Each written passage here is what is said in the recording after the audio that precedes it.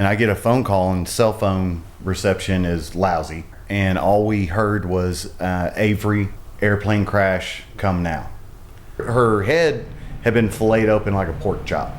Friction burns on her back. Both eyes were black.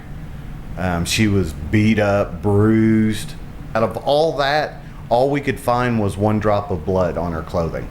The reminder of that accident, etched across Avery's forehead, continues to fade. But it's the story behind another scar years later that brought the Meisels to the life-saving care of the Children's Hospital at UMC.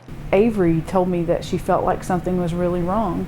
She'd get a really bad headache, and then she'd throw up for 2 or 3 days, and then she'd be okay for 3 or 4 days. And she woke me up at 3 o'clock in the morning and said, "Mommy, my headache is worse than it has ever been, and I've been throwing up."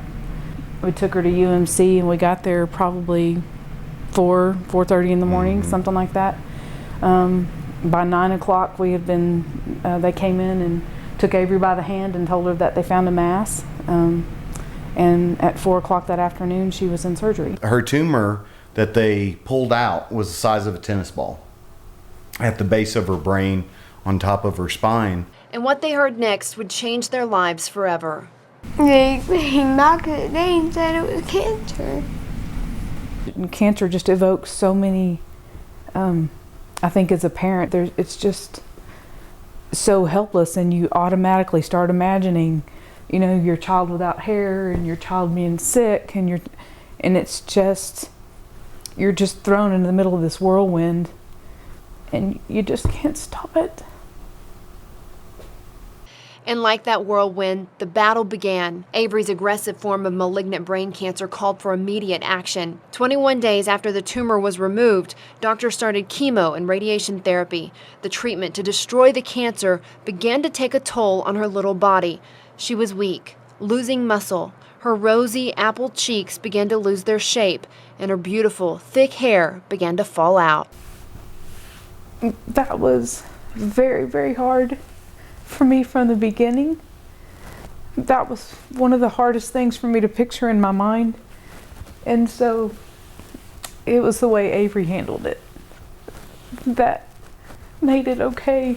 And she said, "Mom, I want Dad to do it."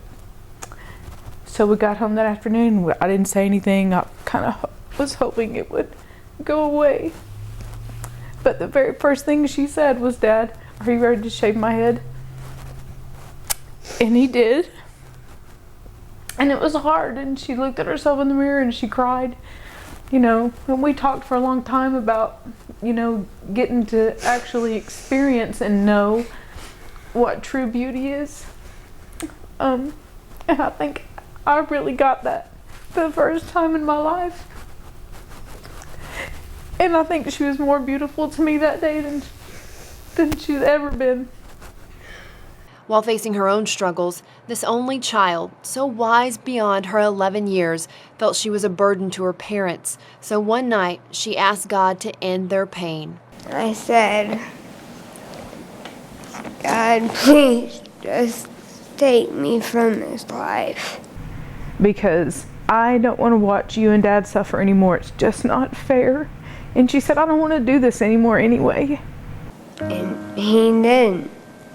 He knew what was best for me. He gave me purpose.